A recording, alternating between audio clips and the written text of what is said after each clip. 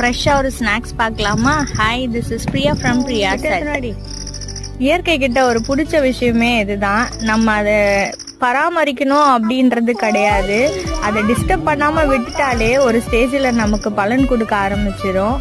ஆமாம், அதுதான் மாங்காய் மரம். ஸோ நம்ம வச்சுட்டு வரப்புல நெல்லுக்கு பாசுகிற தண்ணியில் அதில் கொஞ்சம் அதை எடுத்துட்டு தன்னால் வளர்ந்துடும். ஒரு ஸ்டேஜுக்கு அப்புறம் அதுலேருந்து காய் பழம் எல்லாமே நமக்கு கொடுக்க ஆரம்பிச்சிடும். புளிய மரம் பொறிக்கிட்டு ஈவினிங்கில் வெறுப்பாக இருந்தது ஏதாவது சாப்பிடலாம் அப்படின்னு பார்த்துட்டு இருக்கும்போது தான் மாங்காவை பறித்து உடச்சி உப்பு வச்சு தேய்ச்சி நல்லா சாப்பிட ஆரம்பிச்சிட்டோம். நம்ம குட்டி செஃப் அதில் இருக்க உப்பை மட்டும் நல்லா டேஸ்ட் பார்த்துட்டு இருந்தாங்க. எங்கள் வீட்டு மாங்காய் வந்து புளிப்பே இருக்காது, ஃப்ளஷ்ஷு நல்லா பெருசாக இருக்கும், அதுக்குள்ளே விதை சின்னதாக தான் இருக்கும். நல்லா இருக்கும் மாங்காய் புளிப்பு இல்லாமல். நாங்கள் 2 பேரும் ரசித்து சாப்பிட்டோம். வேற ஒரு வெக்கேஷன் வீடியோவில் பார்க்கலாம். தேங்க்ஸ் ஃபார் வாட்சிங். பாய்.